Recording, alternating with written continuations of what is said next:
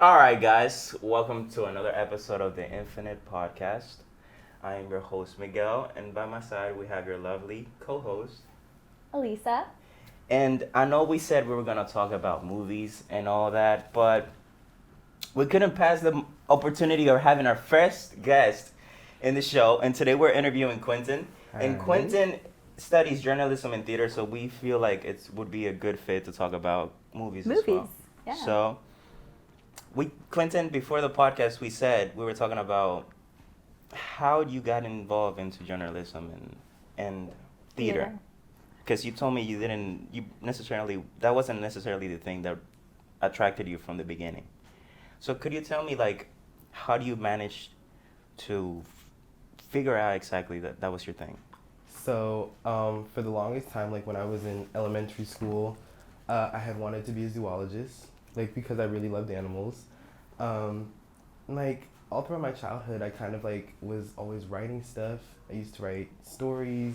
I had an era where I would like exclusively write like comic books, comic strips, all of that. Um, and so my sophomore year of school, me and my friend were kind of throwing around ideas for like a TV show. And I was like, this is too, can I cuss? Can I cuss? Yeah, you Yeah, can. yeah, we Be can yourself, bro. I I Don't was worry. Be like, yourself. I was like, this shit is too good Yeah, to just man. leave it alone. I feel you. I was like taking what I knew about what we had said about the characters and stuff, and I just wrote like a first draft script, and Okay. that was like the first screenplay I had wrote, and then I was like, I fucking love this. Yeah. So I definitely want to be a screenwriter. It was exclusively a screenwriter, and then I was like, I can do plays too. I can write stage plays, web series, movies, like just writing in general. I got like a few questions because this is interesting. Did you ever feel when young, like writing down a lot of what how you felt or your emotions? I want to know where did this because not everybody is born with the inclination of wanting to write. Mm-hmm. You know, me personally, I'm just beginning to start writing down what I feel and what I think. Mm-hmm. But for you, that's something that you were just writing and you already started. So, are you able to tell me when was it the moment or like what was that one thing that pushed you towards writing or was it like you were born with it?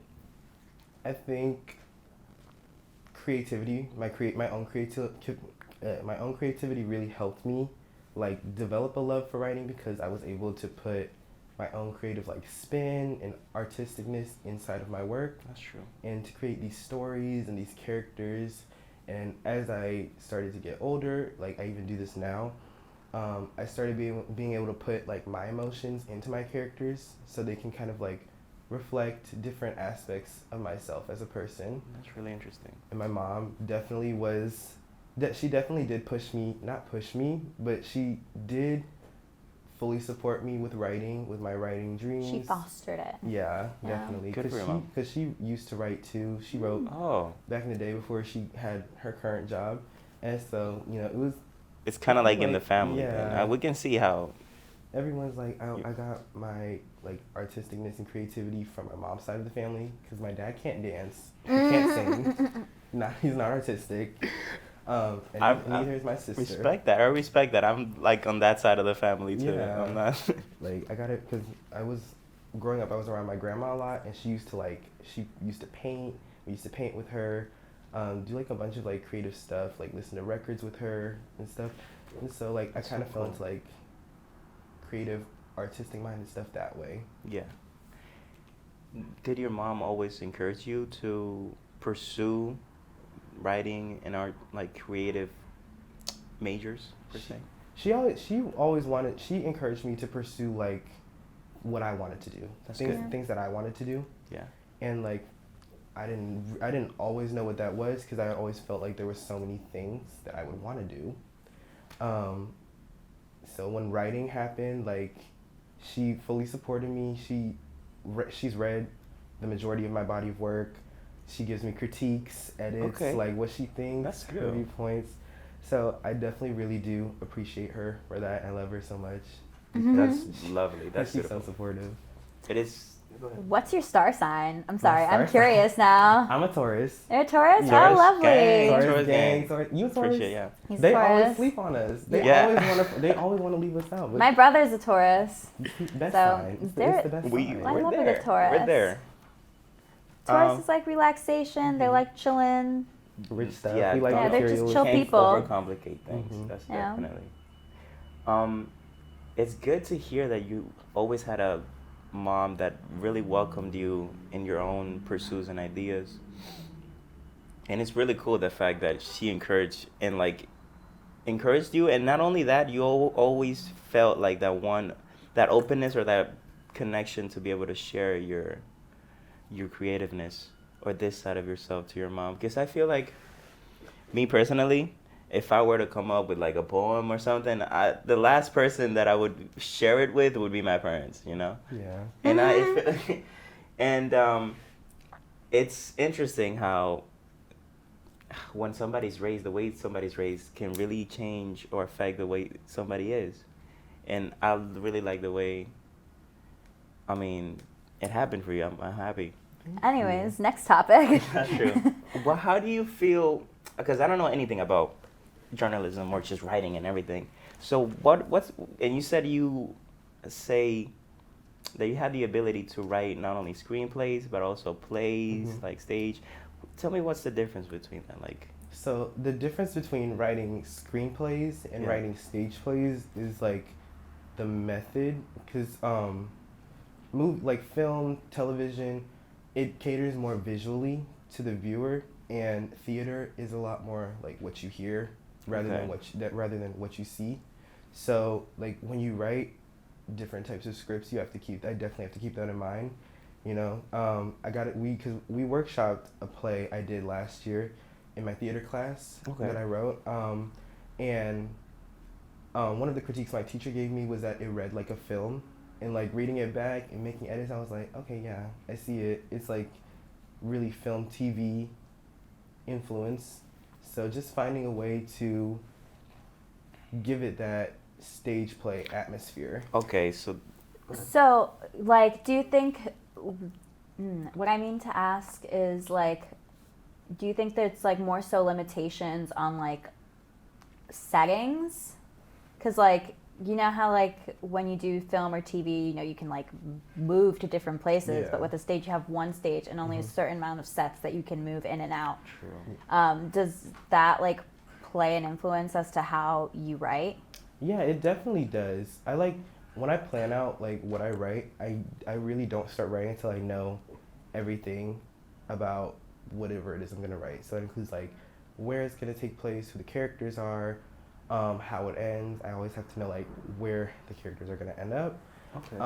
And like you said, the sets and like the scenery, it definitely does play a big part in writing, because with film and TV, you know, it's pretty easy to switch between scenes. With stage plays, you kind of have to think about it's like, how is this gonna be a challenge for the actors or the stagehands to be able to execute this? That is true. So it could change the timing as to the progression of the scenes too. Or like say you have to like switch scenes because like one of them takes place in one place and the other one takes another, and then like having to switch the sets in between might not work. So you might have to like switch the order. I could totally see how that would happen. Yeah, It's true. And like in a movie, you can always make harsh cuts, like having two scenes at the same time in this, like two scenarios for two different settings, Like in the cutting same in between each other. scene. Exactly. Yeah. Thank you. Yeah. But in theater, you would need those two physical people there. Mhm. And it's interesting how it would change your writing. What would you say? Okay, who would you say are some influences of yours in like either screenwriting, directing? Like, who are some people that you look to that really inspire your work? Or I guess like pieces of media. Like, what are things that inspire you? Yeah. Facts. So Issa Rae Issa Rae. definitely is Perfect, one of yeah. my biggest influences as like a filmmaker, as a screenwriter, because I feel very inspired that she started like out on YouTube doing like Yeah. you know Oh, I didn't know that. doing like a little web series, you know, not very I don't want to say not high quality, but like, you know, definitely definitely less low budget. Yeah. Low budget in a Yeah. less professional setting than like, you know, what she's doing now with like Insecure, Yeah. rap shit, all of that. And like she's very good at creating characters. Yeah. And like I find her characters so compelling, like Insecure, Molly, Issa. Really like the characters. Rap shit is really good. Mm. I really love the characters in Rap Shit, Shauna, Mia, and I think she's able to give her characters such compelling stories that also fit in with the narrative of the show. And I really admire that. I admire her creativity, and that's like really a big influence for me. Tyler Perry is a big influence for me, because like I see him playing like all of the characters in his stuff, and I'm like, I can do that if I want to. The versatility, like, yeah. and like now he has like such a big production studio, and like the cultural impact that his movies have on the Black community. Yeah. Like the Medea movies are such a big deal. For Colored Girls, Why Did I Get Married? Like those are all like movies, pretty big movies. How do you feel about like the criticisms he faces and how he writes women though? Because I have like read that like a few times. And like certain ways in which he like writes women, or like the things that happen to the women in his movies that are just like sometimes a little gratuitous with like how badly they're treated. Yeah. One thing about women in Tyler Perry movies, they gonna be going through They're it. gonna be going through it. Like, they gonna be so going sad. through it. Yeah. Like, So Tyler Perry movies are known for that. yeah. Yeah. Okay. Like that, like the leading lady of a Tyler Perry movie is going to get dragged through the dirt. That whole movie. Yeah. Like, Medea's Big Happy Family, that's my favorite Medea movie. And like just the whole family, they just couldn't get it together. Like fighting the whole time, and then it was like the oldest sibling had been raped by her uncle when she was young, and like her brother was actually her son. This is it was messy. Yeah, it was like a lot, but like I will say I think he executes it really well. You know, I will say I feel like it might be nice to see him steer away from that, you know, just having women being dragged through That's true. the thing. But like I feel like story wise it's nothing wrong. I think I think like story wise, I think it really like works. I think like cultural criticism wise, I understand why like women don't necessarily love it. Yeah. You know? Definitely. What are some other like movies or we could always already jump into it. What are your favorite movies? You said you had that notes list. I want to see it. Oh, okay. Well, I can tell you off the top of my head that my all-time favorite movie is Mean Girls. Yay! Really? Oh my god. Just such a great movie. I know, like, you know, definitely less like I can't find the word for it, but like maybe conventional than like some of the other movies on the list. Oh, okay. Wait, like, okay. So let's see the list, and then maybe we'll pick up the word from there. All right. So this is going from number 1 to number 10. All right. Mean Girls, Legally Blonde, Clueless, Girls Trip, Devil Wears Prada, Kill Bill, Many Adventures of Winnie the Pooh, The Help, Some Like It Hot, and literally any Medea movie. Amazing. Okay. I haven't seen Some Like It Hot yet, but I've always wanted to. And then there's a show on Broadway right now that's like an adaptation, I guess, of the movie. And I really want to watch that too. Oh, Some Like It Hot. It's like I didn't know what to expect going into watching the movie, but that shit is funny. Dude, that movie is hilarious. So Some Like It Hot is a movie from like the 50s, 60s? Yeah, 50s, 60s. 50s, 60s. Right. Marilyn Monroe stars in it. She was great. It's a classic. Yeah. It's a classic, and it's a comedy. And one thing that always strikes me about comedies of that time period, sometimes when I watch them, I have to watch them a little high, because sometimes I do find that there are certain things that I don't like necessarily get, because it's like different dialects of time, you know, like different ways of joking. But when you get into those movies, they're like funny as hell. They're funny. Like, well, because one thing about in that time period, you know, it was no limits on what you could say. You know, true. you could get away with saying the racist shit, the homophobic shit. You could get away with saying all that, and it would be comedy. You can say the hard R as a comedic term. Yeah, but if it was comedy, it was okay. That's Right. true. Like, you know, obviously doesn't make it okay now. True. Yeah. But like back then, in like you know, The fact that we're able to laugh about it Mhm. now feels like it's some sort of progression. yeah. No, because I mean, not to say that it doesn't justify the fact that it makes fun of people in a racist way, but it is done, and I feel like the fact that you're able to appreciate that movie for what it is, it shows a way of growth. Yeah, I've always been a person where it's like I've been able to disassociate the art from the Okay. artist. Like, one example I can give is with Doja Cat. Like when she was going through all of that, I was like, Oh, she's I mean- still No, going through that but the thing shit. is that She's going through that. Doja Cat is doing it for the, what is it, for the attraction, for like, you know, For for the the clout view, you know, chasing. and like it's not like, because I was gonna ask you about a certain artist, it's not like she's peeing on people. How do you feel about R. Kelly? Why are we going to R. Kelly, dude? This is about movies. We have to stop getting off topic. He mentioned a musician, Doja Cat, and like you said, you're able to separate the art from the artist. So like, I want to know R. Kelly. I want to know Michael Jackson. okay, Michael Jackson, For first R. Kelly. no. Go ahead. Michael Jackson, I still fuck with his music. Yeah, fuck. Fuck. You know, like, me too. If I'm with you. he really did all the things that people are saying he did, then it's like, oh, gross. No, absolutely not. But like, you don't have to support the person as a person True. to like their art.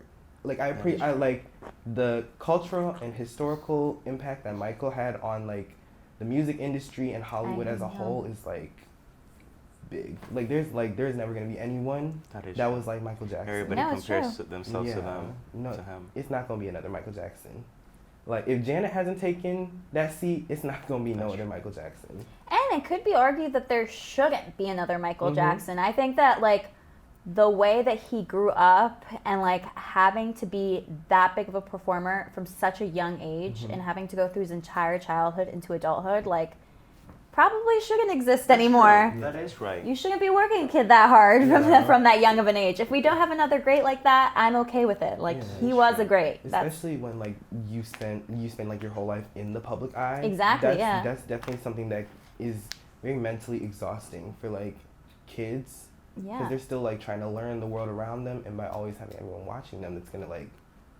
And yeah, mind it's you, gonna like affect he was everyone. at the beginning of like globalization. Like Mhm. he is the most famous person that has ever lived Yeah. and probably will ever live in the sense that like everyone everywhere knew him and was chasing after him. Like even celebrities true. today, you don't see them going after them like Michael Jackson. Like Michael Yeah. Jackson had to run through parking lots and like jump, you know what I mean? He was ducking and dodging them. He was fans. ducking and Like, dodging. Like That he is could true. not walk out there like a free person. Mhm. You know what I mean? Like I think even Beyonce has more privacy. Well, Beyonce don't go nowhere though. I know, but she's like very, very good at like Yeah. privacy, which is something that unfortunately could not happen for Michael Jackson. Yeah. They didn't have that infrastructure yet. Yeah.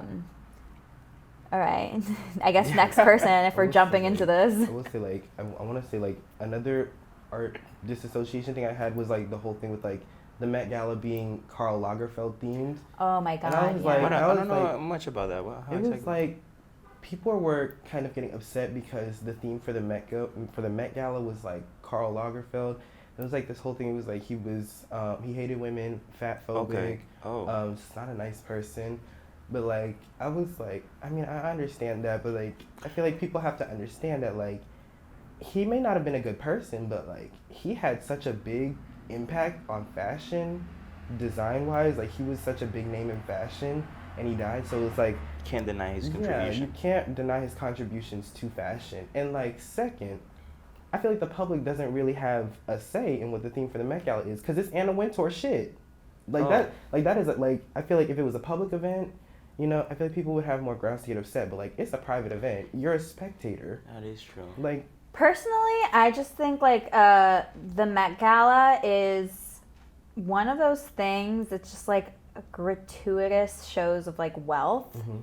So, in like on a base level, I think there's a level of it that's like unethical. So, like to expect it to go ethically in like a cultural sense, like expecting them to be careful about Karl Lagerfeld, Right. like approaching that theme when it's like this whole event probably shouldn't be happening. It's just exorbitant amounts of wealth for no reason. Like, don't expect them to go too woke on it. Yeah. Personally. You're right. Yeah, but like this on a face value is like probably not the best thing. So what you're saying is totally right, but I feel like the majority of people don't think that way.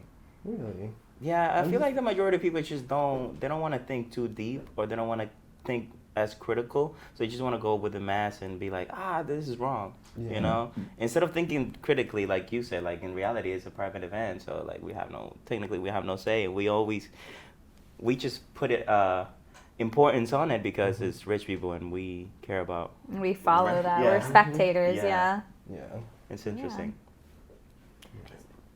So I see My that you fault. like a lot of like teen comedies. Yeah. Yes, Yeah. yes, yes. Okay. I love the Clueless Oh. being on there. I also love that movie, Legally Blonde, all the girls movies. Did you see the trailer, or not the trailer, the new photo that was released for the new Mean Girls? For the Mean Girls? Yeah. I didn't know if that was true or not. I was like, Mean Girls 3, is that really happening? Yeah, Like, apparently it's happening. They're rebooting it. I'm like, don't do that to me. Like, don't hype me up. Don't hype me up. And like, just take it away. Because They released a photo of it. They like Yeah. released a photo, I think, of the main three girls, and it's been causing quite a ruckus on Twitter over the past couple days, because something that people are noting is that because of fast fashion, like costumes that they're choosing for these characters are already outdated because the trend cycles like kind of like cycle so fast. And I thought that was interesting because like I look at the photo and I'm like, yeah, they don't look great. Like they're not giving it like Regina back in 2005. You know what I mean? Regina back in 2005. She was giving it all. She was- Her looks were impeccable. Like these Right. girls are not giving that. They Like- don't look that good. Like going back and rewatching that movie sometimes, I'm like, I mean, I can see why Regina is mean. Like, Yeah. like she looked the best in the school. Yeah. Like she was pulling out looks, fashion. She was. She was. She has all the right everyone to. up. Everyone was getting ate up every Yeah. day by Regina George, but like, you know, she was rich, so that was the No, thing. that's true. But like, I don't know. She's one of those characters you like to hate. I like hating her. That's when you know it's a good Yeah, writing. There's right. good writing when you actually hate the villain of the movie. Right. That's when you know, because a good movie has to have a good villain. Because like, I feel like you could never really feel or identify yourself with the hero if you don't truly feel what the hero is going through. If you don't truly feel that hatred, that damn, this villain is a motherfucker. You feel me? No, yeah. I definitely feel like what worked best for Regina as a villain was that she was so realistic. Because, like, people know there's people like her in real life. You know, Yeah. you know, you might run into a Karen, you know, someone who's just that slow, but more likely than not, you will not find someone who is as dumb as Karen is. But, like, Regina, like, you could run into her anywhere. Yeah. Because, like, her whole thing was that she was two-faced and fake. So, like, I feel like that's what made her so, like, such a important and staple character in the movie. It's realistic. Because Yeah. she's charismatic Mhm. at the same, she's like charming at the same time that she is bitchy. Right. So, Manipulative. yeah, she's very manipulative. She's very good at that. I think Rachel McAdams did a great job in that She role. did a great job. Yeah, Did you know no, she starred in that movie and The Notebook the same year?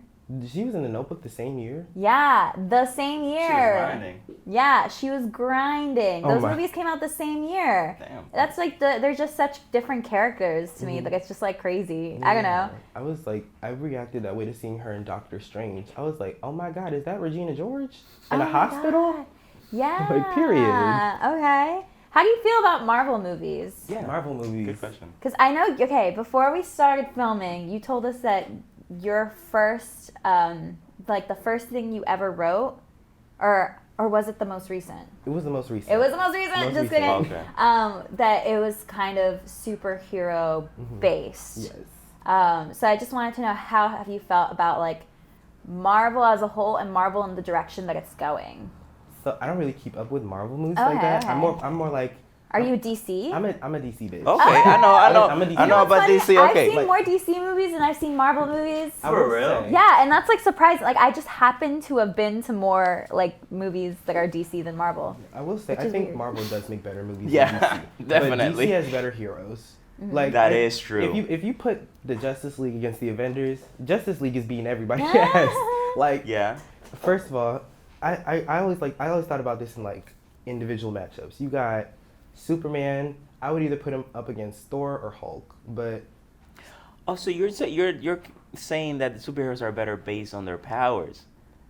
I feel like DC characters are better based on their writing. based on their And because for me, for example, Batman has such a writing style, and the things that happen in the Batman comics deal with really realistic feelings or problems in real life. Meanwhile, in Marvel and nowadays, the movies are about like, oh, we just gotta fight this alien that wants to destroy our planet and destroy multiple timelines and of Marvel our characters existence. don't even like each other. Like how y'all gonna fight together and y'all don't like each other? Exactly. What? Now the DC heroes, they don't all like each other either, but at least they're able to like put their differences to the side. At least they're not having a civil war, am I right? like what? Why y'all fighting? That's so funny. I got a question. I couldn't help but notice, and I don't know if my memory's faulty, but Kill Bill was the only action movie in your list, huh? Why specifically that one? I thought the story was very compelling. Yeah. Like when I look at films, I think as a writer, I tend to focus on the plot more, and like specifically characters. Okay. But like, as a whole, just an overall great film. Yeah. Overall amazing film, great writing. That's the editing. thing about Quentin Tarantino. Right. He has the ability to show you different parts of the same story, but not show you the whole story first. Right. So it'll show you a bunch of like chaos in the beginning without any explanation, and just letting the movie unfold on itself, and then just letting you make the connections and see how each timeline kind of crosses and the story just merges into a bigger story. That's he definitely did a good job of like being able to take like all of those side stories and put them into one story, and I think that's something that is for me at least is very hard to do that. Specifically for an action film too. Yeah. Because a lot of action films, they just bank on the fact that it's an action film. Movie, So it's like yeah. explosions, Michael Bay, It's very Transformers, flashy. boom. But it's like you said, Quentin Tarantino's is more like an actual film that just so happens to have action in it. Right.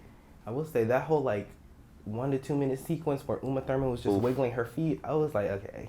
That's the thing. I was like, can we go to the next scene? Quentin please? is known for having a thing for feet. Though. Yeah. That was weird. I didn't know how to feel about that. I was like, True. why is her toe just on my screen? Did you hear about that thing where Uma Thurman got into like a car accident while filming one of the Kill Bills? I'm not sure which one. Really? Yeah, she like basically what happened was that like they were supposed to have a stunt double driving this car down this like dirt road type thing, but at like the last minute they were like, no, we want to have you do it. And she didn't feel secure about doing it, and apparently there was something like legit wrong with the car. So while she was driving, she ended up like crashing it in some way, and it ended up fucking up her back. Like to this day, her back is fucked up. She still got back problems because of She that? still got back problems because of it. What? Yeah, that report came out like maybe 5 years ago or something like that. I remember. Seriously? Yeah, and she like talked about it and how she was like, yeah, I feel like proper safety measures were not taken for me on that set. Damn. In that instance. And she said, like, of course, like, Quentin was really, like, apologetic or whatever, but that was something that did bother her about the process. Yeah. Shit, would you get your back blown out for Kill Bill? Yeah, right? Just use my double. Like, it's really fine. Yo, what? Yeah. I want to see a Kill Bill 3, though. Because, like, I heard, like, something about... You know how Nikki, what was her name? Vernita's daughter in the first movie? I feel like I heard somewhere that the third movie might center around like her daughter trying to get revenge on the bride because she killed her mom. Yeah. It's like a whole cycle thing. So like I feel that would really be. That's really interesting. Yeah, I would like to see that. Like, how does the bride's story blend in with the daughter? Yeah. Like, how does that work? And it's interesting how it could portray it could show the sequence and the cycle of hatred and revenge, because revenge is just generational trauma. Exactly. You know what I mean? Yeah. Cycles repeat. Like, That's why I liked Omura Nishi as a character, just because she was so complex, but it didn't need to be said out loud. Exactly. Like just that little background story. Like I feel like sometimes that works better than like having some big. I'm going through this. This happened to me. You know, sometimes a quick little. This is where this character came from. This is where they are now. Yeah. I feel like the way that was incorporated into the film just really worked. It just really worked. It felt like I was. It definitely felt like I was watching like a live action anime. And like someone who likes anime, I was like, cool. That's interesting you say that, because the writing style for anime is totally different, you know? Because like in anime, there's a bunch of scenes in which the character could be daydreaming about something, but it happens so quick. Yeah. It's like film. If theater would be the slowest version of like art and writing, then it would be movies, and then it would be anime. Because like in the movies, it's like I said before, you can switch between two different settings. But animation, I feel like lends itself to more. Yes. Yeah, definitely. With animation, there's more capabilities solely because like you can kind of like draw out scenes. You can easily cut between scenes. Yeah. That is true. And I feel this is a hypothesis. Maybe this is crazy talk, but I feel like since the anime demographic is considerably a younger demographic, and the attention span from us, the younger demographic, is considerably shorter. Do you feel like writing is naturally turning into something that is like more shorter and like more fast-paced? Because I feel like films used to be way longer back in the day, and now it feels hard to sit down through 2 hours of just, I think that has to do a lot with how Hollywood is running itself as a business. Okay. Because like you can look at the creation of the films, but like I always remember for myself as a writer, like I always have to keep in the back of my head, Hollywood operates as a business before anything else. So when they're mass producing all these films, I just don't think they're really taking the time. They're missing the quality aspect of it, and they're just like kind of pushing out stuff that they think people want to see. Yeah. Instead of like taking time to like really go through the process of making a film, instead of just like quick producing a bunch of stuff. Take this script, put some A-list actor on it, and then release it like the next year. Movies, before, you could be shooting for like 2 years before it's ready to release, and then the editing after that can take forever. So I just think there's a lot less care and dedication that goes into it now than like, I think that's obvious, and I think that's apparent when you like watch older movies compared to new movies. Best example I can think of is Disney, because I just don't think the Disney movies now are hitting the same as like the ones from like Disney Renaissance era, the 80s, 90s. Yeah, I was gonna say like Little Mermaid, Lion King. That was like that golden era of Disney. It was. They was just making hits after hits after hits. They was so into it. Yeah. Now they're just mass producing things. Right. Now it's more so, but I think it like really shines with like the way that we've started calling everything content. It's no longer a film or like a movie. It's like content. Right. Which content like the term content in that context comes from like TikToks. TikToks are content. Yeah. Movies should be movies. Movies should not be another content. Right. But one thing that comes to mind that was actually like recent news was that Greta Gerwig came out. Have you seen the Barbie movie yet? Oh, of course I saw the Barbie movie. Dressed in my all pink. Yes. I dressed in my all pink. I had a Barbenheimer day. Like the opening weekend of Barbie and Oppenheimer. I wore a pink tracksuit. I went to the movies. As you should. As I should. But one thing that recently came out, Greta Gerwig in an interview said that she had to fight to keep the I'm Just Ken scene in the movie. Like the musical number where they like the Kens fight each other and they do the dance sequence. Apparently when she showed the film to WB executives and Mattel, they were like, well, why do you need this in the movie? Like, it's like gratuitous, like it makes it longer, like I don't think you really need it, and like this is taking away, like this is like expensive or whatever. And she was kind of just like, you don't I understand it doesn't have anything to do with the plot, but like this needs to be in the movie. Yeah. Like this is like a fun thing that needs to be in the movie. And I freaking love that dance sequence. Like every single time I watch it, I like die laughing. I was like I hated Ken in the movie. I know. I hated him. But he was like the Kens in general, they were such an important part to the movie for like cuz even though it's like very very centered and focused on like feminism and all that, I think it did have undertones of like how men are negatively affected by patriarchy. Yeah. And I feel like that was like so important to see because I think a lot of men in general feel like patriarchy only benefits them. And when there's like a downside to it, you know, like mental health issues, feeling like you're not masculine enough or not like the traditional male figure in society. I feel like it's the view as to what masculinity is nowadays is skewed or it's not proper. You know, we believe that full, natural, healthy, masculine man is never show his emotions, always serious, always takes a charge, and is never able to have a weak moment.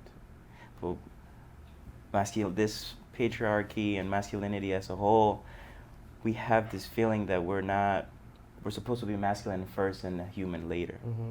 Second, and it's something like when do you get to be a human? Right. Yeah. And that's true. I mean, it's cool that you say that because I believe that it was good for the Barbie movie to show both sides because both sides have to be shown in order for the story to be fully told. You know, I feel like you can't talk about yin without yang, and it's a duality thing. So it's cool.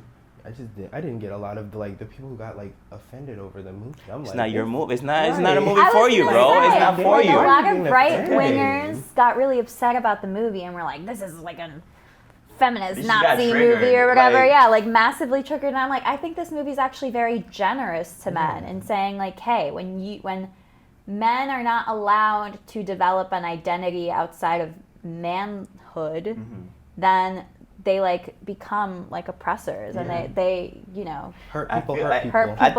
Yeah, those exactly. people, they felt attacked and they just saw a bunch of pink and they probably heard a phrase like fuck man and they immediately got triggered and they like those people, they most likely didn't even watch the movie. Right. They're just reactionary. No, you're absolutely right. No, I was definitely surprised how political it was because like from the advertisements you never would have guessed it. That's how they so trick political. you though.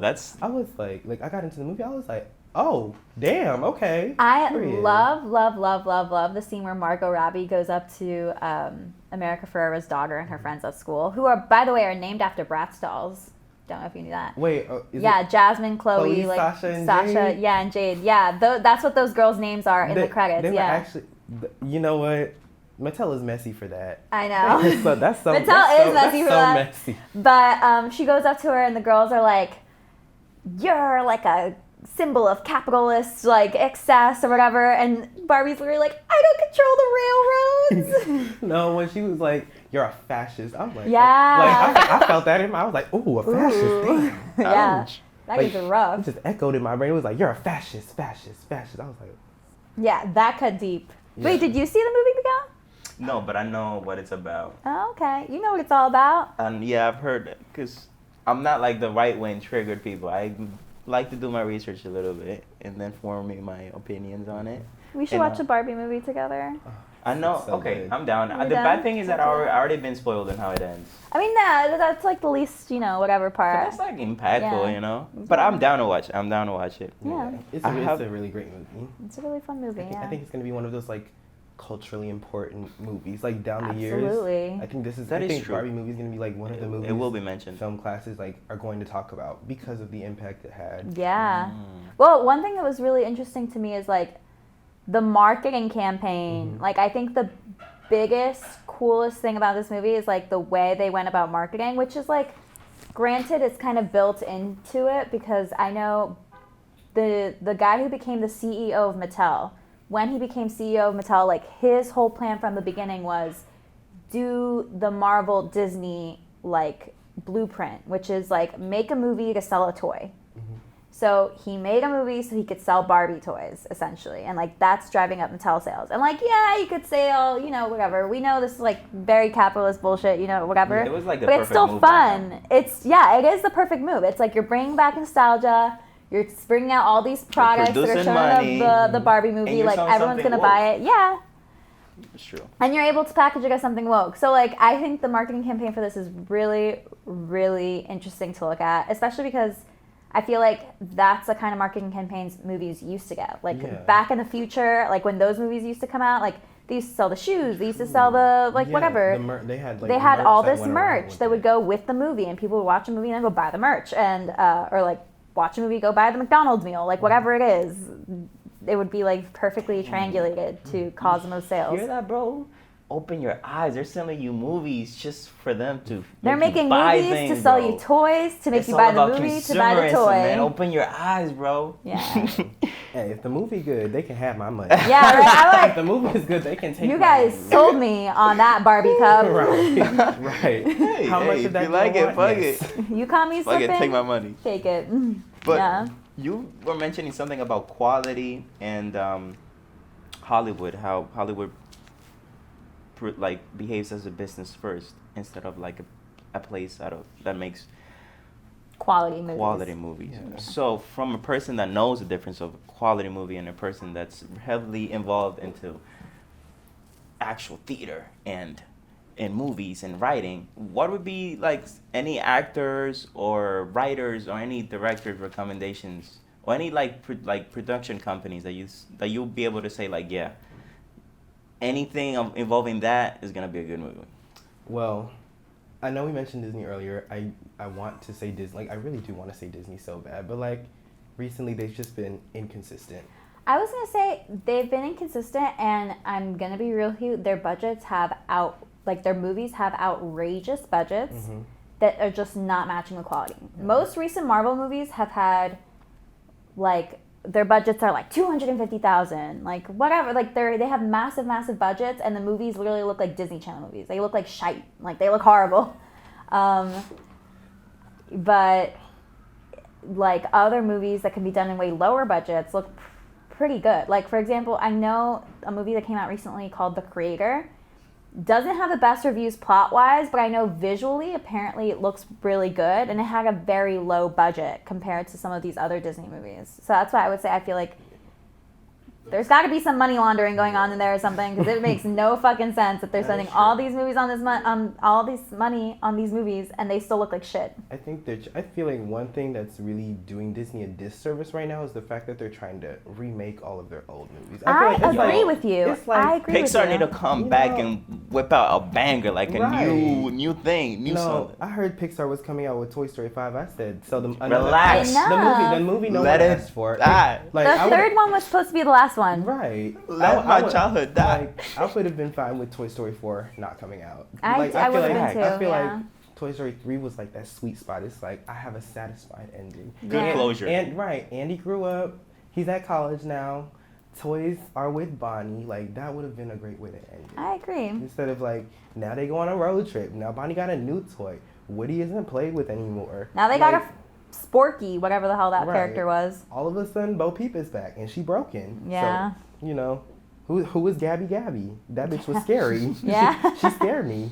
So, you know, but the Pixar movies have been eating. Incredibles 2 was really good. I like that one. That's I good. like But I just Incredibles think- too, yeah. That's good, but it's a sequel though. See, That's true. when they come out with the third That's one, if true. they come out with the third one, I'll be like, yo, what you doing, fam? You squeezing you squeezing it a little too much now. You know what I really don't like is the live action remakes of like Yeah. movies that were Yeah. fine Like, as no. animations. Like, Like, What do Nah. we need this for? The Dragon Ball film, no, Mind Avatar, you- come on. like mind you, I haven't seen Little Mermaid yet, but I think Little Mermaid I'm not definitely gonna watch did well. Like, you know what I mean? Whatever, I'm that good. was fine. One that I really was like, this is weird, is The Lion King. I was weird about that. I love Beyonce. skipped I was on gonna that. say, I love skipped on that. Love Beyonce. Beyonce, but I don't Love think I Nala. don't think she was the right casting choice for Nala. Really? Solely because her voice is too recognizable. That was I like- understand like, that. if it was like her as a person in a Yeah. role, like that would be something different. But like when you're We're gonna have this lion singing, and it Yeah, sounds like but- Beyonce. like when you're doing a voiceover, I was like, I'm not hearing Nala, I'm just hearing Beyonce. I'm just Yeah. hearing Beyonce in lion forms. Yeah. But like, you know, I also thought it's like, if like why, like the movie's like 99% CGI. mhm.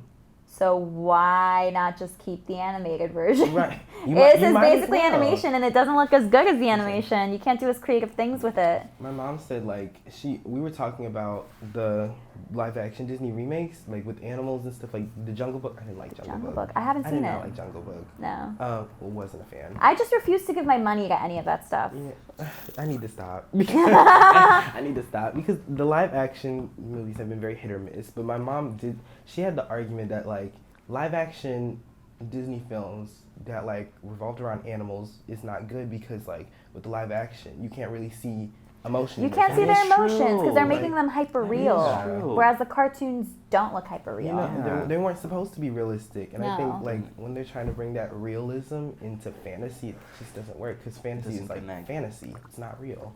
Well, have you seen those videos where they do like both the animated scene of the Lion King's dad? What's the name of the main character in the Lion King? Simba's dad dying. Mufasa. R.I.P. Mufasa. They do the scene of him dying in the cartoon and him dying in the live action sequence, and like the emotional, like everything emotional behind that scene is kind of taken away because you're unable to see any facial expressions. It just kind of falls flat. It's like, it's just a lion dying. Like that's just nature. Yeah. Like, Let me put on Discovery Channel or something. it's like I just think the live action Disney movies they're just a waste of money for Disney because like what's the point of remaking something? Like you can't make it exactly the same because what's the point? Yeah. You already have an animated form. Disney got that fuck you money though. Right. They don't care. They'll shit out movies and they'll be like, "Oh, that didn't work. Fuck it, we'll make another one." Well, because they know people will go see it. That's the thing. Yeah. We gotta stop, bro. We gotta stop consuming. I'm telling you, open your eyes, bro. I did like Cruella though. Cruella was a great film. I haven't seen that one yet. But Cruella, I also no, am okay with that because it's like not so many CGI animals from what I understand. You know which one I like that I haven't seen in a while, and it came out a long time ago, and it's a live action adaptation, the Alice in Wonderland. Ooh, I didn't see the live action one. I love the animated That one. one hit for some I've reason. seen the live action one. The live action one is good. It's good, Yeah, it's good for what it is. I like something about it that they made, because like she eats something and then she turns really small. The one thing I remember about that film is that they made that brownie look so good. Like I want hungry. it. That CGI brownie was looking that shit is good. No. And that drink that makes it bigger. Oh Lord. When I was a kid, I was like, yo, give me some of that. I'm gonna grow. I want to grow. Yeah, let me get some of that. Yeah, especially I really do. I haven't seen the live action one, but I love the animated one. I feel like I would even go far to say that could be one of my favorite like animated Disney movies. Yeah? I think it's so good. Crazy, so psychedelic in a way. Yeah, watching it high is weird though. I should. It's like Now that you say that, should do that. I'm gonna watch the live action because the live action one, it's that, but like even more intensified because it's like that crazy cat strip and like everything. It looks like a trip. The live action one seems like it gives like a creepier vibe to it, which like That's what I liked about it. Yeah. Like, that's really it's one of those things that like for this it works. It was just kind of works. eerie, and I was surprised that Disney came out with something like that too. Yeah. No. But I appreciate it. Disney's A Christmas Carol though, like haunting imagery was freaky. Really? I don't think I've seen that one. I'm actually I not haven't sure seen if I that one have. either. It's freaky. Yeah. Like it's Freaky like eerie for A Christmas Carol. Uncanny Valley Ooh, yeah. like type. Yeah, I totally see that. Yeah. How do you feel about A24 movies? I haven't seen it. I was hoping, haven't seen he any? was gonna mention the A24 I was film hoping because I said production films. Well, because the reason why I also bring it up is because I don't know if you've been keeping up with like the writer's strike and stuff like that, but I know A24 was the only studio that agreed to all of the terms before all the other studios did. Period. So we love A24. A24. I changed my mind. I love A24. We love A24. Yeah. You get our support, A24. Yeah, so A24 was allowed like an exception from the writer's strike and the actor strike. They were allowed to continue promoting their movies and continue filming their movies because they just agreed off the pretty early on, so they didn't have to halt production for too long. We love seeing That is companies what's up. care about their employees. Yeah, exactly. We love seeing that. Have you kept up with the writer's strike? At the beginning, yeah. I kept up when it started and when it ended. Yeah, I was gonna say in the middle. I knew they were striking for a few months. You know, it was like, and I knew that would like make the film television industry suffer because like if all the writers are quitting, Euphoria already got delayed another 2 years. I know. So now I gotta wait 4 years to get my new season. That's why they said they were gonna make another film. The new season was gonna be based on them being older, is because they can't help but making it when they're older. Yeah. They gotta wait that long. Damn. I want to see how they do the new season of Euphoria because like I know because R.I.P. Fesco. Oh, I know. Rip Angus Cloud. Yeah. I feel like they're just gonna write him out like, oh, he just got shot during a drug deal or something like that. It's gonna be like he's still in prison. Oh yeah. Well, one thing that AI. I feel like has been a problem with that show is that Sam Levinson is the only writer in the writer's room, and he's also the only director, and so sometimes he's not that good, honestly. So I feel like when I watched season 1 of Euphoria, I thought it was really solid. I liked the episodes where they explained backstories of different characters and that. But then season 2 got really weird to me. I felt like Hunter Schafer's Christmas special episode was really good, and then they brought her back for the second season, and they just completely switched up the storyline. They destroyed her character. They destroyed Jules' character. I was like, dang, so you just a cheating ass bitch now? Yeah. That's what we do? They did her character so dirty, I feel like, especially because I loved her Christmas special episode, and that episode she actually wrote with Sam Levinson. And I think that episode came out so well because she helped him write it. Have you seen that episode, by the way? I want to say that I have, but me too. I'm not sure. So between seasons 1 and 2 of Euphoria, they did 2 special episodes. They did one for Rue that came out on Thanksgiving, and they did another one for Jules that came out on Christmas.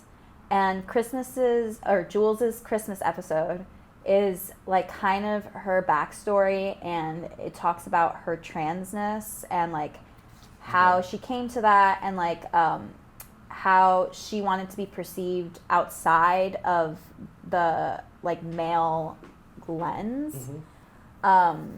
And I just thought like when I watched that episode, it was like really, really cool to see it explained from that personal perspective in a way that made me understand transness more than I ever had before. Yeah. Just like seeing that portrayal on TV, I think was like a very, very good portrayal.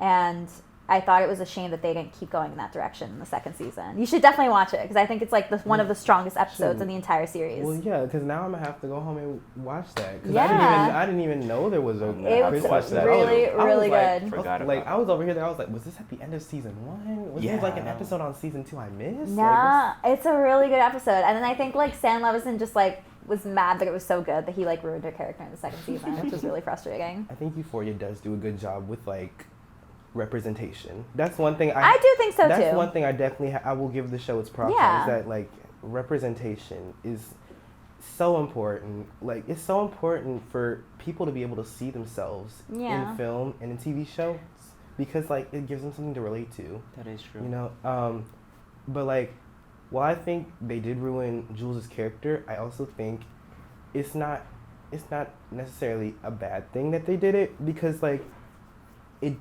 definitely gave her more complexity as a character. I agree, and I also think like a lot of people hated Jules after the first season, but I totally understood where she was coming from, and that like leaving Rue at the train station and like leaving her essentially. You can sympathize a little bit. I can sympathize a little bit with it because at the end of the day, like being in a relationship with someone who's not in a good headspace, who's like still working through addiction, can lead to like extreme codependency, and just like being that age and having to deal with that and having that burden put on you is a lot. And I feel like Jules herself was also in a place where she was struggling. You know, she's also growing. She's finding her identity. She's coming to terms with like how she feels about her gender and stuff. So like to put those in the mix, like I can totally understand why she would do that. I definitely do want to see more with like Gia's character. I agree. Because like I want to see, because we already know she smokes weed. Yeah. There was that one episode where we saw Gia smoking weed, and like I want to explore more about her. Because like one thing about Gia, she's always around the corner. Yeah, she always around the corner. You never see her. Because Gia be going through it. She Yo, be up in her room experiencing crying. everything, bro. She's seeing all the struggles and everything that. I'm like, I could understand why she would smoke some weed, because she would be like, damn, like I need to going through get it. this shit out, bro. Like Her point of view is just so important to the story, because I think it shows people that like. And then when how their Rue gets family mad is. at her for smoking weed, it's like, motherfucker, you tweaking! Right. Like, Rue, you was just you over there. tweaking! Right, you was just over there snorting coke. Tweaking What you off the talking about pipes! weed? Like- Tweaking off the pills! So we will go on a brief break, right? A brief break, because we need to charge the cameras. Facts. So we will be back, guys. Give us like 2 seconds. It was like 2 seconds. Welcome back, guys. We came back from our little charging break. That's true. We're Talk back to about. continue our conversation. We left A off little on chit-chat.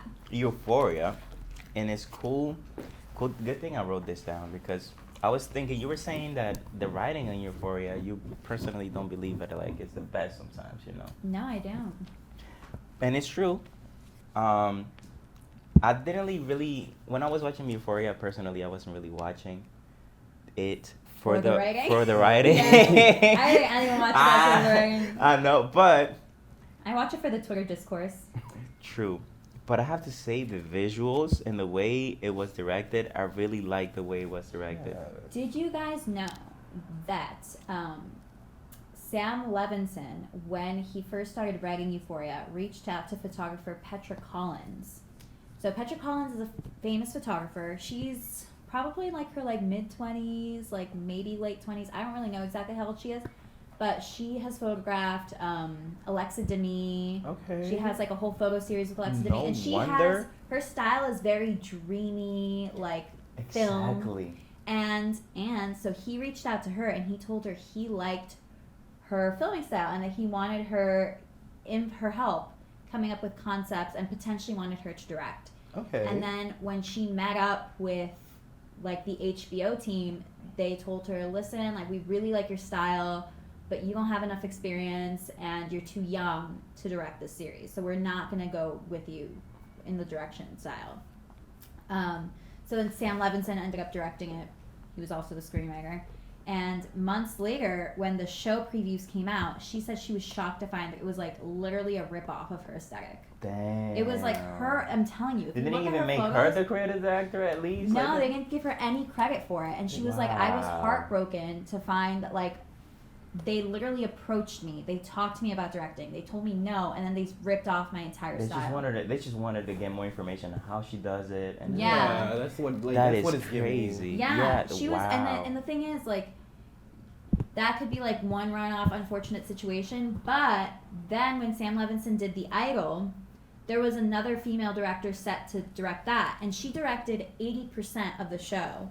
But allegedly, The Weeknd was very unhappy with the direction that it was going because he thought it was giving too much of a female perspective, even though the main character is a woman. What the fuck? So he was mad about that, and so he was like, "I just think that Yeah, whatever." I think in that. Sorry to interrupt you, but I think No, he you're fine. felt like, oh, I'm the star. I'm fucking The Weeknd. Yeah, how are you exactly. gonna? How are you gonna? Yeah. Well, treat him? exactly. He was just being cocky. It's giving you know, it's giving. Do you know who the fuck I am? Exactly. Yeah. That's what it's like. Yeah, so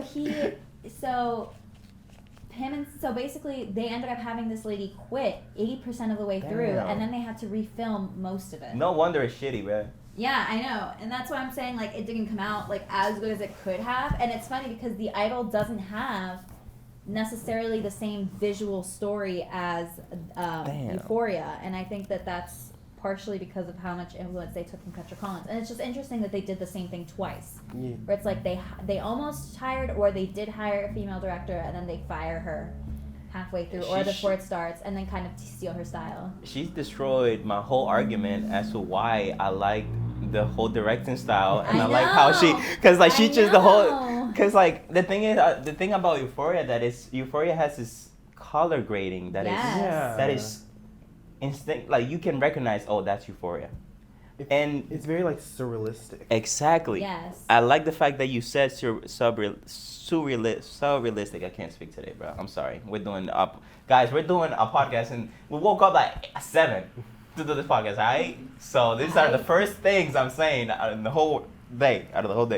But I like that you said that word, because the fact that the creative direction is in that direction, the style is in that direction, it leads into a smooth transition for that's literally the Euphoria aesthetic. Exactly, and it leads into a smooth This transition. literally looks like a frame from Euphoria. True. The colors, the contrast. Exactly, and the not film, only the cool setting. Yeah, the cool setting. Because Euphoria is known for having purple, blue, and like those colors are known for having the connection and the emotion of sadness, depression. Yeah. Which is like, it can really sell without really saying anything. It could really sell you the feeling of how Rue was feeling when she was going through her episodes, just by the visuals. Yeah.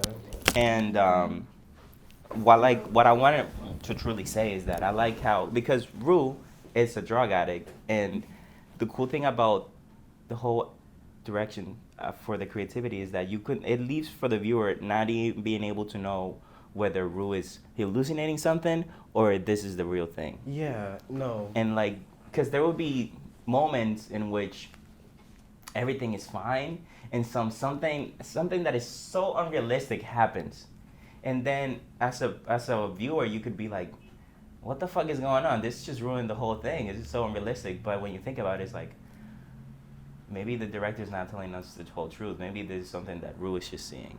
Yeah. You know? Yeah. I think that the use of lighting, especially True. like flashing lights and strobe lights, that it really creates that whole like intoxicated vibe, like the whole, Yes. the Yes. whole like how you experience being high. Like it kind of it kind of feels like that.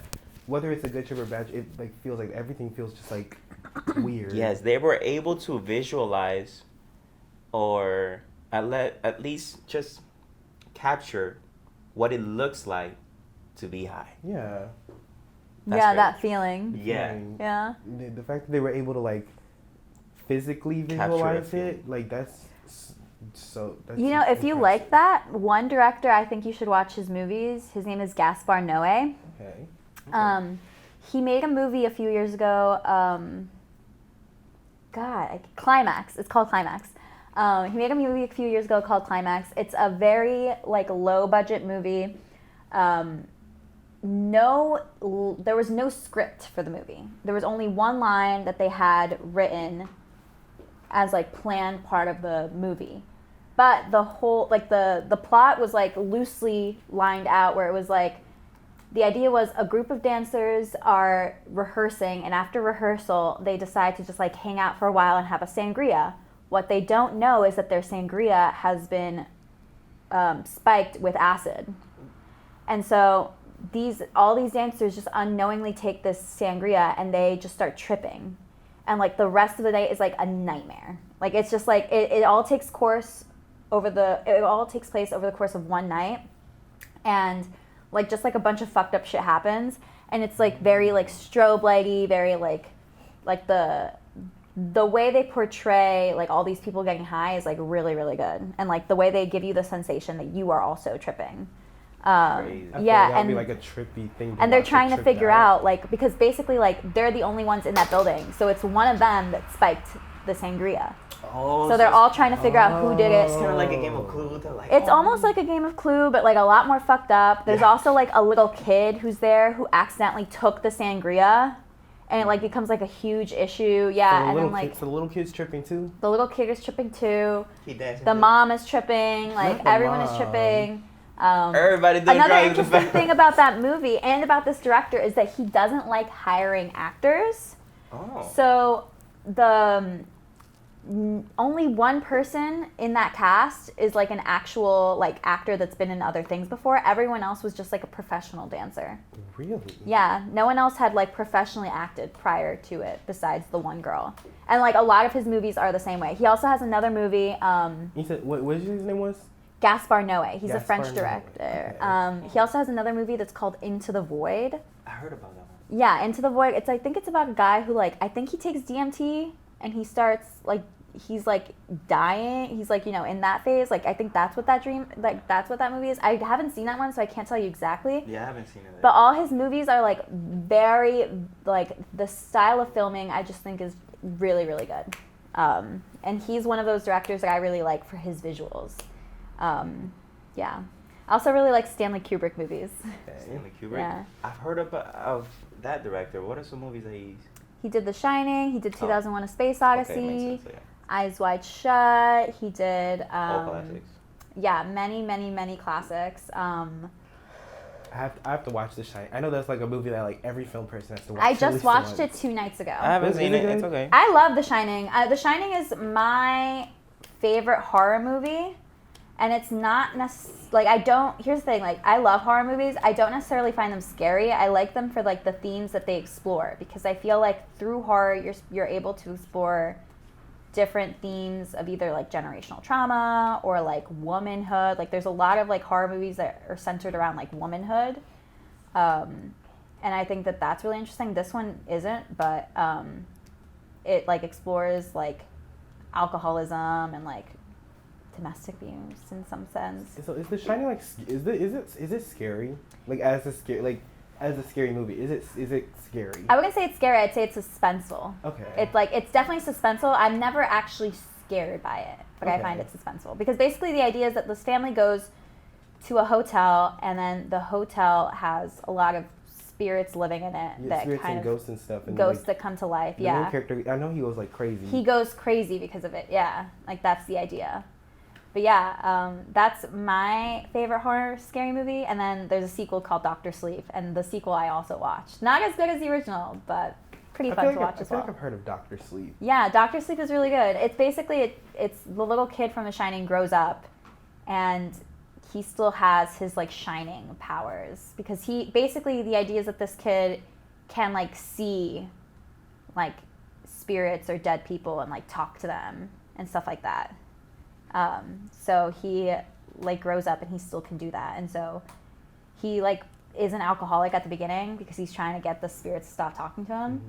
Mm-hmm. But then he gets clean and he like embraces it and he like helps people. He like works at a hospice and he like helps people who are dying like reach that place of peace.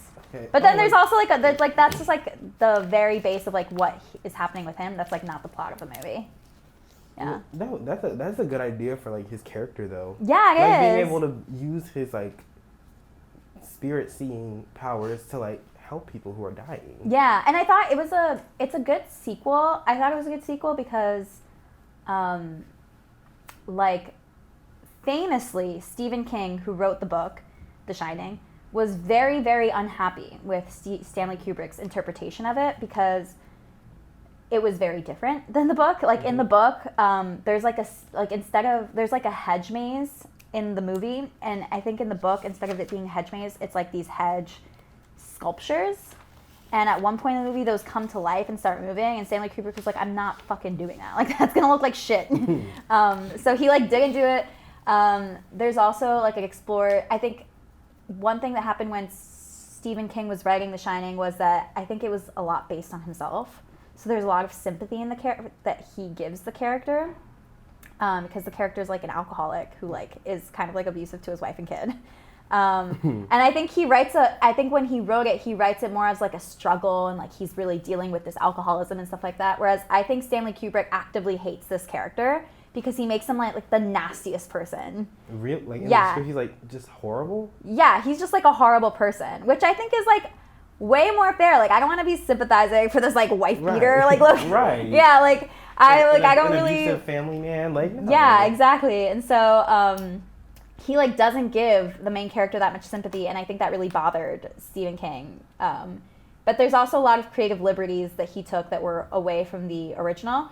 So the sequel is based on the sequel book that Stephen King wrote. And it stays true to things that Stephen King wrote, but it also borrows the aesthetics of the movie. So I think it's a good mix of the two. I know what happened. Stephen King went up to Stanley Kubrick and was like, if you fuck up my movie this Well, time. no, he passed away, so someone else directed it. Someone else directed the sequel. Yeah, someone else directed the sequel. I actually know Stephen King intimidated whoever directed the sequel. I know. Like, you better not stray from my source material, bitch. Yeah, That's exactly. that's I exactly how it know. went. That had to be it. The guy who directed the sequel, his name is Mike Flanagan. And he's done The Haunting of Hill House, The Haunting of Bly Manor, The Haunting of Bly Manor, and Midnight Mass, which are 3 Netflix horror series that came out, and they're so good. Okay. Like, I wouldn't even say they're like they're like scary elements to it, but I cry at the end of each of those. They're like emotionally hard hitting for me. Every single one of those. So, what subgenre of horror do you think they would fall into? I mean, they're like ghost stories, Okay. but for example, the Bly Manor is kind of like an allegory for Alzheimer's and dementia. Okay. I forget what the first one is like an allegory to. I think the first one really deals with like loss. It like explores themes of loss. Like there's because the first season, Haunting of Hill House, it centers around these like 5 kids or whatever, and each kid is supposed to represent like a different stage of grief. And so they have episodes that center around each of those stages, following each one of the kids. And so that's really interesting to me. But I wouldn't necessarily, like, horror genre, do you mean like, what are they, like ghosts? Like subgenre, like is it like Slasher? Yeah, slasher, gore, splatter type film. Like They're none of those. None of those. They're like ghost movie. I'd say like the closest thing would be like a ghost movie. Okay. Yeah. Like paranormal thing? Like paranormal, Okay. yeah. They're like the paranormal subgenre. So like some like Insidious type shit. Yeah, like Insidious type shit, but it doesn't it doesn't follow those tropes. Yeah. Like there's no jumps or like I don't remember there being like really like that many jump scares. That's like not the main thing of the movie. It's mostly how that movie uses like the horror elements to explore these other themes of grief or loss, Okay. That's which is what I like about it. Okay, yeah. Yeah. That is, it feels like the recurring theme is that to make a good film, to make it just any action film, good horror film, good anything film, you need to just have good writing first and then introduce what that film is about. Meaning, like, Kill Bill is good because it's a solid movie with solid writing that just so happens to have action. Yeah. And so it's for your film. It's Yeah. just it's a solid movie that shows grief and different sides of grief through its ability, its writing ability that just so happens to have horror as well. Yeah, I agree. This is a good question I have now. What themes do you like exploring through your screenwriting? Sure. Like, are there themes that you tend to gravitate towards, like things that you like to explore? Themes of identity, Yeah. like psychological trauma. Mm-hmm. You know, like moving past things. I want to Self-improvement. Yeah. So I'll talk more about Mistress Morpho, for example. That's a screenplay that you most recently wrote. Yeah. There. Yes. So For our the viewers. main character's name is Latacious Hampton, Mm-hmm. and like I don't want to say she's a hoe, but I'm gonna say she's a hoe because Latacious herself. She's a hoe. She's living her best life. Yeah. Not That's what she is. derogatory. Well, like positive. Yeah, the character itself is like an alternate persona for me, Mhm. which was Latacious was like an entity within myself that really helped me, come into my sexuality and appreciate my eroticism and like really embrace that. And so I wanted that to be reflected in her character. Like she's someone who's very confident in herself, her sex appeal. It's not something that's like taboo for her, Mm-hmm. but she does have commitment issues, Mm-hmm. and that's like something That she's gonna grow through. And like she's learning about you know, balancing her life as a superhero while balancing her like everyday life and like, you know, her main love interest, they kind of have like an off and on thing going on, and it's because she, you know, kind of has this like fear of commitment or like these commitment issues that they never really have gotten together in the past, and like that's something that she's working through. That's something I'm working through, you know, Aww. kind of like that kind of that like fear of commitment, being like, you know, I don't want to lose myself in a relationship with anyone, and she kind of like reflects that. Okay. So like I said, like I put a lot of myself into characters. They kind of reflect situations I found myself in or like emotions I felt, and like it just makes it easier to write them because all of my characters are like, they're like a little piece of me, essentially. That's nice. I like that because I feel that because you're human and because you're putting part of your humanity into these characters, it would make it easier for the writer, for the reader or viewer to sympathize and feel themselves like, and what is the word that I'm looking for? They just basically sympathize with your characters as well. I feel like that gives it a more realistic feeling, instead of just, oh, that's just a character and something fictitious, like fake, Yeah. fictional, That's a good writing strategy, I may say.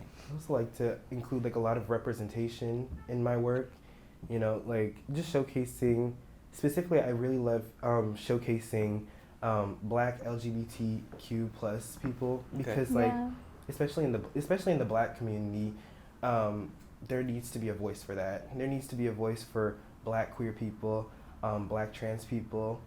Like I can see you being the voice. Yeah, it's just a space in film, I think, that needs to be expanded and like explored upon, and we need to. My film teacher, shout out to Miss Tuttle, I love you.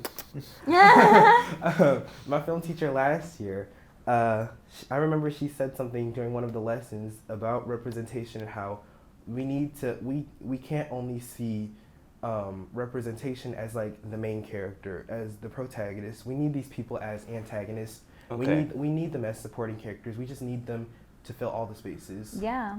So you can have them from a different perspective, and you can be able to see them realistically instead of just like, protagonist, always good guy, show that a Black queer person can be complex. a villain. Yeah. Can have like those multiple layers to them. Give them humanity, make them Yeah. human, That's good, because that way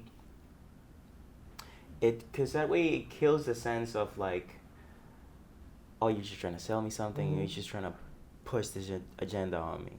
It's not like, because that way it doesn't seem like your art doesn't have any sort of agenda. It's just literally a representation of you, and that's so unique that I feel like it would make you a good voice, like you said. It would make you a good, important voice in the That industry. space. Yeah. Thank you. Yeah. Stop. You're like, stop flattering me.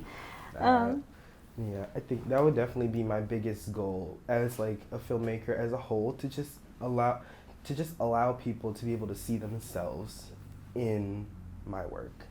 Yeah. I think that's something that's so important. I know I mentioned this earlier, but like just to be able to see yourself as in these characters or in these like TV shows, movies, plays, like that's just so important, especially when it gets into like younger people. They need to be able to see themselves, be like, wow, that person is like me, or I relate to this person, or they look like me. That's just something that I think everyone needs to have the experience, or needs to be able to have the opportunity to do. Yeah, and like once you put that character in a successful situation, then the viewers can feel represented too. It's like, oh, that person looks like me. That could be me. I could succeed too. Exactly. It's good. Snap. Oh. Damn, hold on. Are we running out of things to say? Where can we find you? True. Where can you find Facts. me? Yeah, let's go that route. Or where can we find you on social media? What should we be following from you? What are you gonna drop next? What are you working on? I'm currently I'm writing a short film that I want to film. It's called Alter Ego. It's kind of like, kind of a representation of myself in a way. It's like sort of like I wouldn't necessarily know what genre it falls into. I want to say it's like, it would be like psychological. Don't have to categorize it. Yeah, you know. Yeah, just let it be what it Not to is. put it in a box. Yeah, exactly. It's like the main character. It's basically an examination of not of me, but like me examining like how our personalities, who we are as a person, is a lot of different things. There's a lot of sides to who you are as a person, and like those sides come out in different situations. I always thought of like the sides of my personality as like my alter egos, you know? And so I was like, well, what if I made a short film about that? Like, so it's gonna follow the main character like throughout like a regular day, and like in different situations, his alter egos are gonna come out. You know, they're gonna like physically change, like cutting shots, like you know, like have you ever seen The Devil Wears Prada? Yes. You know that scene where she's like walking through New York and like those things keep crossing in front of the camera, and then when you see her again, she's in a new outfit. Yes. Kind of like that, but like with like an entirely different character. Right. So I'm thinking something along the lines of breakup and how those different characters would come together to like help cope with that. Yeah. Right. Okay. So I Alright. feel like I'm really excited about it. Interesting. Yeah, I'm we're excited definitely about looking it too. forward I'm to looking- seeing that whenever it finally gets made. So what is your social media handle? So my Instagram is at KingQuenton128. Follow my boy. You know, Yeah. It's a lot of pictures of myself, so it's a little conceited. Cause That's what Instagram is for. Don't worry. Because she models a bit too, so you know. Oh, there we go. Gotta drop the I pictures. have to Yeah, see which these is pics. Artistic in every way. I guess. Yes. Perfect. Well, thank you for coming on the show for thank today. you for having me. This was so much fun. And until next time, guys. So next Bye. time, I believe we'll be speaking to Sarah. My bitch. Her bitch. Sarah. There we go. That's my girl. I love her. There we go. Perfect. We'll be talking to Sarah about mental health. So tune in next time, guys. Excited to talk about that.